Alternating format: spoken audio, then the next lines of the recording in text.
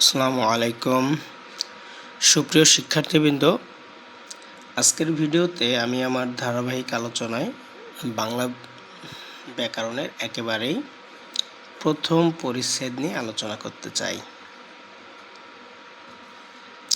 আমরা জানি আমাদের প্রথম পরিচ্ছেদে ভাষা সম্পর্কিত আলোচনা আছে, অর্থাৎ ভাষা এবং বাংলা ভাষা।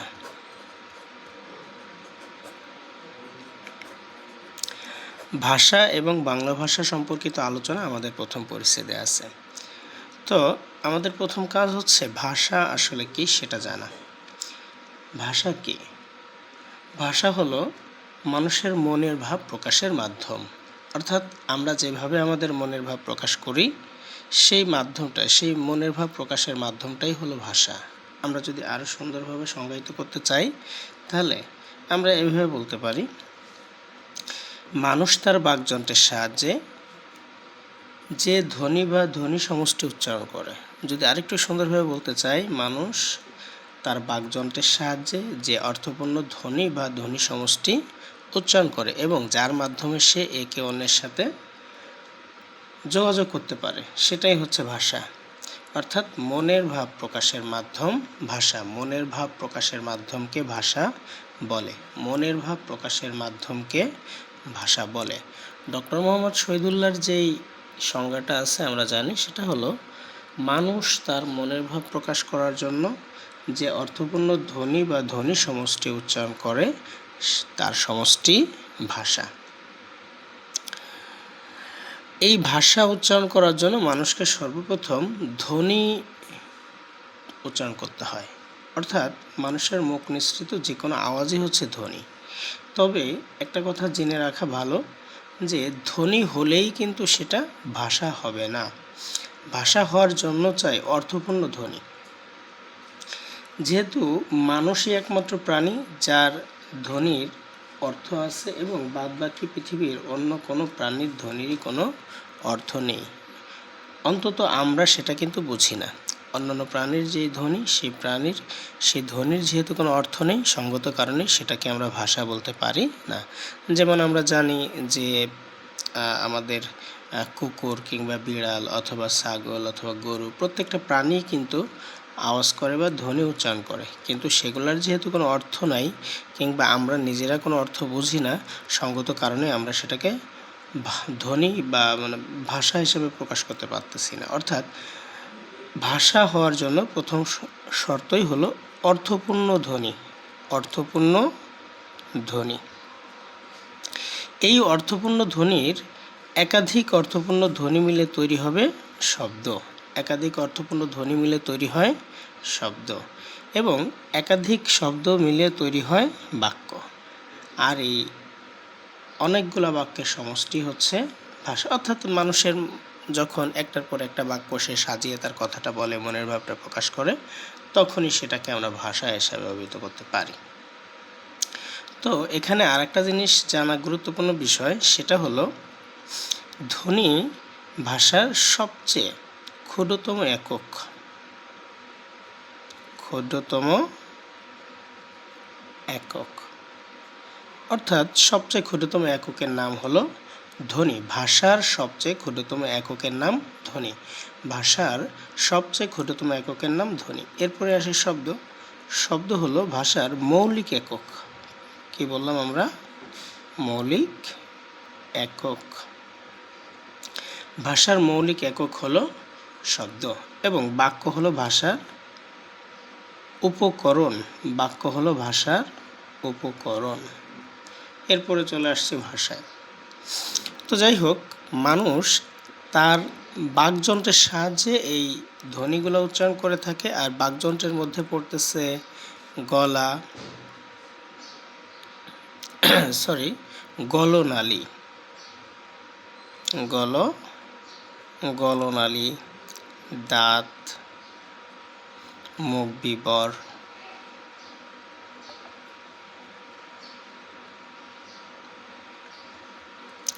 জিভ, কণ্ঠ, তালু, নাক, আলজিভ,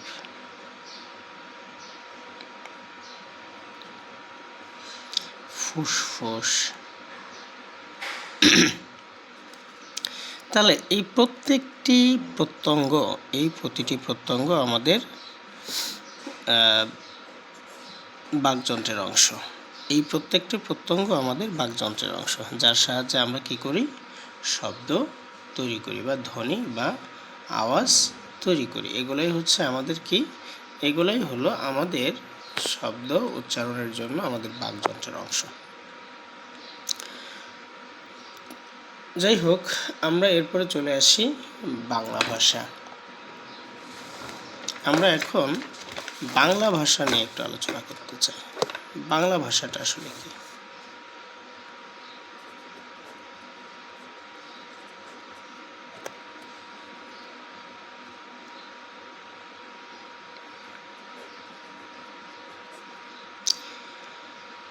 বাঙালি, এখানে একটা জিনিস জানা দরকার, সেটা হচ্ছে বাঙালি জনগোষ্ঠী। বাঙালি জনগোষ্ঠী, বাঙালি জনগোষ্ঠীর মুখের ভাষাই বাংলা ভাষা। অর্থাৎ বাংলা ভাষা হওয়ার জন্য বিশেষ কোনো শর্ত নেই। বাঙালি জনগোষ্ঠী যে ভাষায় কথা বলে সেটাই বাংলা ভাষা। বাঙালি জনগোষ্ঠীর মানুষের মুখের ভাষাই হলো বাংলা ভাষা। তো এই ক্ষেত্রে বাঙালি জনগোষ্ঠী কিন্তু শুধুমাত্র বাংলাদেশেই বসবাস করে না, ভারতে বসবাস করে এবং পৃথিবীর অন্যান্য বিভিন্ন জায়গায় বাঙালি জনগোষ্ঠী বসবাস করে। অর্থাৎ নৃতাত্ত্বিকভাবে যেই জনগোষ্ঠী বাংলা ভাষায় কথা বলে, অর্থাৎ বাঙালি জনগোষ্ঠীর যে মুখের ভাষা, সেটাই হলো বাংলা ভাষা। ভাষাভাষীর দিক থেকে, ভাষাভাষী মাতৃভাষার সংখ্যার বিবেচনায় বাংলা ভাষার অবস্থান ষষ্ঠ। কি জানি আমরা? ষষ্ঠ। তো পৃথিবীতে সবচেয়ে বেশি সংখ্যক মানুষ কথা বলে চীনের মান্দারিন ভাষায়। মাতৃভাষা হিসাবে সবচেয়ে বেশি মানুষ কথা বলে চীনের মান্দারিন ভাষায়। এরপরে ধারাবাহিকভাবে ইংরেজি, তারপরে আছে স্প্যানিশ, আরবি, ফ্রান্স, এইভাবে প্রত্যেকটি ভাষায়, হিন্দি, এবং সর্বশেষ আমাদের ষষ্ঠ বাংলা ভাষার অবস্থান ষষ্ঠ। এরপর আমরা চলে আসি আমাদের এই বাংলা ভাষার যে জন্ম, এই বাংলা ভাষার জন্মের ইতিহাসের পূর্বেও আমাদের বাংলা ভাষা কিন্তু খুব বেশি দিন যে এসেছে এমনটা না। বাংলা ভাষার ইতিহাস মাত্র 1000 বছর আগের ইতিহাস। মাত্র 1000 বছর আগের ইতিহাস। প্রাচীনতম বাংলা গ্রন্থের নাম, প্রাচীনতম বাংলা গ্রন্থ, প্রাচীনতম বাংলা গ্রন্থ হলো চর্যাপদ। চর্যাপদ। ডক্টর মোহাম্মদ শহীদুল্লাহর মতে চর্যাপদ 650 থেকে 1200 এই সালের ভিতরে লেখা হয়েছে, এবং ডক্টর সুনীতি কুমার চট্টোপাধ্যায়ের মতে চর্যাপদ 950 থেকে 1200 এই সময়কালের ভিতরে রচিত হয়েছে। তো শেষ হিসাবে আমরা যদি দুইটা হিসাবকেই ধরি, তাহলে বাংলা ভাষার জন্ম আজ থেকে প্রায় 1000 বছর আগে। পৃথিবীতে এই বাংলার মতো আরও অনেক ভাষা আছে, যেমন হিন্দি, বাংলা, নেপালি, সিংহলি, ইংরেজি। এই প্রত্যেকটা ভাষার জন্ম হয়েছে একটি মাত্র ভাষা বৃক্ষ বা ভাষা পরিবার থেকে, সেটার নাম হলো ইন্দো ইউরোপীয় ইন্দো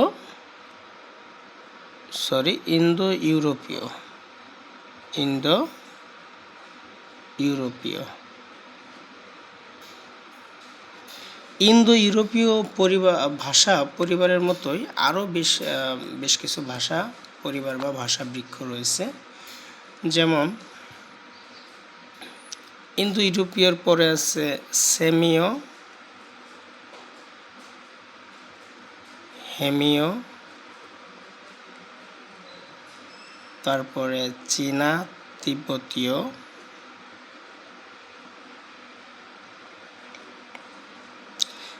এরপরে আছে আফ্রিকীয়।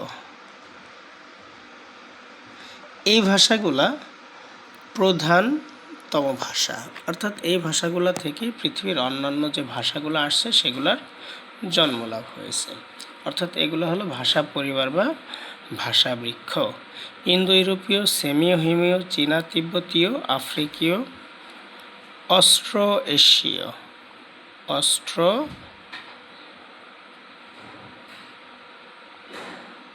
এশীয়,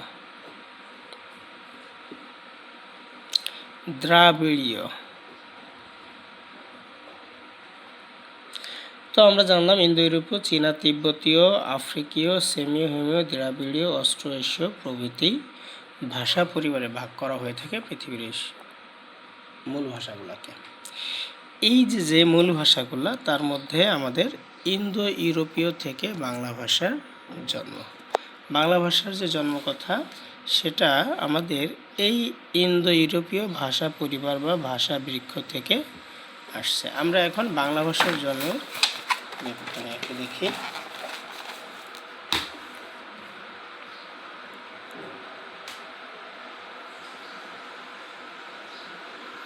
আমরা যদি দেখার চেষ্টা করি, প্রথম ভাষা পরিবারটা হলো ইন্দো ইউরোপীয়,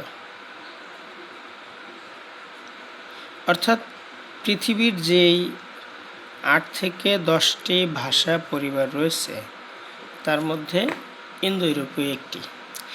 ইন্দো ইউরোপীয় অঞ্চল বলতে এশিয়া থেকে শুরু করে ইউরোপ অঞ্চল, অর্থাৎ ইরান, পাকিস্তান, ভারত, বাংলাদেশ, তুরস্ক, ওই অঞ্চলটা থেকে এরপরে রাশিয়ার এই অংশ এবং ইউরোপের ম্যাক্সিমাম অঞ্চল, বিশেষ করে জার্মানি, অস্ট্রিয়া, ফ্রান্স, ইংল্যান্ড, এই সম্পূর্ণ ইউরোপ এবং এশিয়ার একটা বিশাল অংশ জুড়ে ইন্দো ইউরোপীয় ভাষা থেকেই এই ভাষাগুলো আসছে। যেমন এখানে হিন্দি, তারপরে হচ্ছে আমাদের ইরানীয়, এরপরে পাকিস্তানের উর্দু, প্রত্যেকটি ভাষাই কিন্তু ইন্দো ইউরোপীয় থেকে আসছে, ইংরেজি।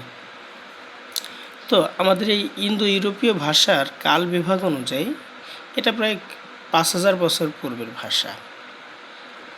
এরপরে আসছে আমরা জানি যে ডক্টর মোহাম্মদ শহীদুল্লাহর যেই ভাষার যেই কীভাবে উৎপত্তি বা বাংলা ভাষার উৎপত্তি সম্পর্কে ডক্টর মোহাম্মদ শহীদুল্লাহ যে মতামত ব্যক্ত করছে, আমাদের নতুন বাংলা দ্বিতীয় পত্র বই 9ম-10ম শ্রেণী, সেখানে কিন্তু কিছুটা কাটছাট করা হয়েছে, সবগুলো কিন্তু দেওয়া হয়নি।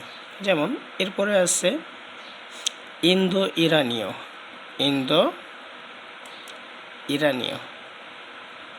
এটা 9ম-10ম শ্রেণীর বাংলা দ্বিতীয় পত্র বই অনুযায়ী। এরপরে আছে ইন্দো ইরানীয় বা আর্য বলতে পারি আমরা, ভারতীয়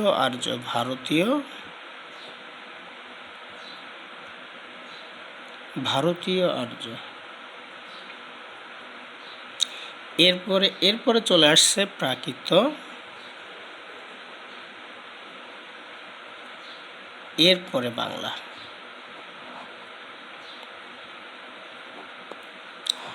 তবে ডক্টর মোহাম্মদ শহীদুল্লাহর এখানে আরও যে কাল বিভাগগুলো আছে সেগুলো হলো ইন্দো ইউরোপীয়র পরে ভাষা আসছে কেন্তম এবং শতম। আমাদের ভাষাটা শতম শাখার, এটা থেকে দুইটা ভাগ হয়েছে, একটা কেন্তম আর একটা শতম। আমাদেরটা শতম শাখার। এই শতম শাখা আবার 4টি ভাগে ভাগ করা হয়েছে, যেমন ইন্দো ইউরোপীয় আছে এখানে বা আর্য ভাষা ইন্দো, তারপরে আছে আরমানিক, জার্মানিক, আলবেনীয়, এমন আরও 4টি ভাষা আছে আর কি।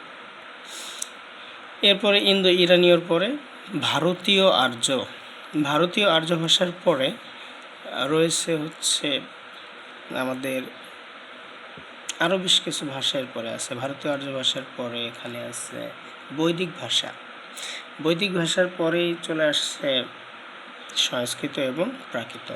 প্রাকৃত বলতে প্রাচীন ভারতীয় প্রাকৃত, এবং তারপরে ষোড়শিনী, তারপরে মাগধী প্রাকৃত, অর্ধমাগধী প্রাকৃত, এরপরে প্রাকৃত। অর্থাৎ আমরা ডক্টর মোহাম্মদ শহীদুল্লাহর যে কাল বিভাগটা জানি, এটা এখানে সম্পূর্ণটা দেওয়া হয়নি। তো যাই হোক, এই হলো আমাদের বাংলা ভাষার কালবিভাগ। সর্বপ্রথম ইন্দো ইউরোপীয়, তারপরে আসছে ইন্দো ইরানীয়, ভারতীয়, আর্য, প্রাকৃত এবং সর্বশেষ আমাদের বাংলা ভাষা, যা আজ থেকে প্রায় 1000 বছর আগে যাত্রা শুরু করেছে এবং বাংলা ভাষার প্রথম গ্রন্থ চর্যাপদ। যাই হোক, এই ভাষার কাল বিবর্তনে ভাষা কিন্তু সবসময় একই অবস্থানে থাকেনি, ভাষা পরিবর্তনশীল। প্রতিনিয়ত ভাষার মধ্যে কি হচ্ছে, পরিবর্তন হচ্ছে। এরপরে আমরা চলে আসছি বাংলা ভাষা, বাংলা লিপি। বাংলা লিপি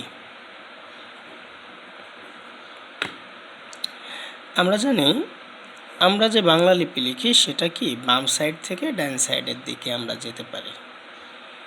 এক্ষেত্রে বাংলা লিপির উদ্ভব হয়েছে আমাদের ব্রাহ্মী লিপি হতে। কি লিপি?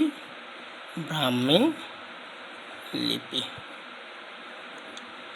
ব্রাহ্মী লিপির পূর্ব ভারতীয় কুটিল রূপ থেকে, ব্রাহ্মী লিপির পূর্ব ভারতীয়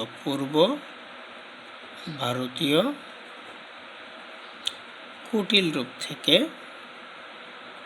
কুটিল রূপ, ব্রাহ্মী লিপির পূর্ব ভারতীয় কুটিল রূপ থেকে বাংলা লিপির জন্ম। বাংলা বর্ণমালায় বর্ণের সংখ্যা আছে স্বরবর্ণ 11টি এবং ব্যঞ্জন বর্ণ মোট 39টি, সব মিলিয়ে 50টি। এই 50টি বর্ণের আবার বেশ কিছু কাল বিভাগ আছে। তো যাই হোক, সেগুলো নিয়ে আমরা সামনে আলোচনা করব। আমরা আপাতত বলতেছি প্রায় 2500 বছর আগে উপমহাদেশে ব্রাহ্মী লিপির জন্ম হয়। অর্থাৎ ব্রাহ্মী লিপি যে আসছে এটা 2500 বছর আগে। ব্রাহ্মী লিপির জন্ম প্রায় 2500 বছর আগে। প্রায় 2500 বছর আগে উপমহাদেশে ব্রাহ্মী লিপির জন্ম হয়। তথ্যটা কিন্তু আমাদের এখানে দেওয়া আছে। এই ব্রাহ্মী লিপির পূর্ব ভারতীয় শাখা 10ম শতক নাগাদ কুটিল লিপি নামে পরিচিত লাভ করে। অর্থাৎ কুটিল লিপিটা আসছে কি 10ম শতক, অর্থাৎ প্রায় 1000 বছর আগে, আজ থেকে প্রায় 1000 বছর আগে। তো এই 10ম শতক নাগাদ কুটিল লিপি নামে পরিচিতি লাভ করে। বাংলা লিপি কুটিল লিপিরই বিবর্তিত রূপ। এছাড়াও আহমিয়া ভাষা, বড়ো ভাষা, মণিপুরি প্রভৃতি ভাষাও কিন্তু বাংলা লিপিতে লেখা হয়। সংস্কৃত এবং মৈথিলি ভাষা লিখতে এক সময়ে অন্য লিপির পাশাপাশি বাংলা লিপিও ব্যবহৃত হতো। যাই হোক, এরপরে আমরা জানি যে বাংলা ভাষা কিন্তু দাপ্তরিক ভাষা হিসেবে বাংলাদেশে ব্যবহৃত হয় এবং ভারতের পশ্চিমবঙ্গ, ত্রিপুরা প্রদেশের অন্যতম দাপ্তরিক ভাষা হিসাবে বাংলাকে ব্যবহার করা হয়ে থাকে। যাই হোক, প্রথম পরিচ্ছেদ আজকে এই পর্যন্তই। ইনশাল্লাহ সামনে আপনাদের সাথে আবার দেখা হবে। তবে তার আগে সম্পূর্ণ পরিচ্ছেদটা আমরা আরেকটুবার চোখ বুলিয়ে নিতে চাই। প্রথমত ভাষা। ভাষা মানুষের মনের ভাব প্রকাশের মাধ্যমকে ভাষা বলে। ডক্টর মোহাম্মদ শহীদুল্লাহর মতে মানুষ তার মনের ভাব প্রকাশ করার জন্য বাকযন্ত্রের সাহায্যে যে অর্থপূর্ণ ধ্বনি বা ধ্বনি সমষ্টি উচ্চারণ করে তাকে ভাষা বলে। এরপরে আসি বাংলা ভাষা। মানুষ বাঙালি জনগোষ্ঠীর মানুষ যে ভাষায় কথা বলে তাদের মাতৃভাষাই হচ্ছে বাংলা ভাষা। আমাদের এই বাংলা ভাষা আজ হুট করে তৈরি হয়নি, প্রায় 1000 বছর আগে বাংলা ভাষার জন্ম। বাংলা ভাষার সবচেয়ে প্রাচীনতম গ্রন্থের নাম চর্যাপদ। ডক্টর মোহাম্মদ শহীদুল্লাহর মতে এই চর্যাপদ আবিষ্কৃত হয়েছে বা রচিত হয়েছে আজ থেকে প্রায় 1000 বছর আগে, 650 থেকে 1200 সালের ভিতর এটা রচিত হয়েছে। এবং ডক্টর সুনীতি কুমার চট্টোপাধ্যায়ের মতে বাংলা ভাষার যে প্রাচীনতম গ্রন্থ চর্যাপদ, এটা রচিত হয়েছে 950 থেকে 1200 সালের ভিতরে। সেই যেভাবে আমরা বলি বাংলা ভাষার জন্ম আজ থেকে প্রায় 1000 বছর আগে। এই চর্যাপদ রচিত হয়েছিল ডক্টর মোহাম্মদ শহীদুল্লাহর মতে আলো আধারী ভাষা বা বঙ্গকামরূপী ভাষায়। তো যাই হোক, এর পরবর্তীতে আমরা আসি পৃথিবীতে প্রায় কিছু কিছু বইতে 3500, আবার কিছু বইতে আমরা দেখলাম প্রায় 7500 ভাষা আছে। তার মধ্যে বাংলা ভাষাভাষীর দিক থেকে বাংলার অবস্থান ষষ্ঠ। এরপরে এই যে এতগুলা ভাষা, এই প্রত্যেকটা ভাষার আগে মূলত ভাষা এই 8টা থেকে 10টা ভাষা ছিল, যেখানে ইন্দো ইউরোপীয়, অর্থাৎ এগুলোকে আমরা বলতেছি ভাষা পরিবার। ইন্দো ইউরোপীয়, চীনা তিব্বতীয়, সেমীয়, হিমীয়, দ্রাবিড়ীয়, অস্ট্রো এশীয়, এই ভাষাগুলোর থেকে তৈরি হয়েছে। এই ভাষাগুলোর একটা অন্যতম ভাষা ইন্দো ইউরোপীয়। সেই ইন্দো ইউরোপীয় থেকে বাংলা ভাষার যাত্রা শুরু হয়। ইন্দো ইউরোপীয় থেকে আসে ইন্দো ইরানীয় বা আর্য ভাষা, এরপরে আসে ভারতীয় আর্য, তারপরে প্রাকৃত এবং সর্বশেষ বাংলা, যেটা আজ থেকে 1000 বছর আগে যাত্রা শুরু হয়। এই ছিল আমাদের আজকে, এবং আমাদের যে বাংলা লিপির মোট বর্ণমালার সংখ্যা 50টি, স্বরবর্ণ 11টি এবং ব্যঞ্জনবর্ণ 39টি। আর আমাদের বাংলা লিপির উৎস ব্রাহ্মী লিপি, যার জন্ম আজ থেকে প্রায় 2500 বছর আগে। এই ব্রাহ্মী লিপি থেকে পূর্ব ভারতীয় শাখা কুটিল রূপ থেকে বাংলা লিপির জন্ম, যেটা আজ থেকে প্রায় 1000 বছর আগে, 10ম শতকে। তো ধন্যবাদ সবাইকে, আজকে এ পর্যন্ত। ইনশাল্লাহ দেখা হবে পরবর্তী ভিডিওতে।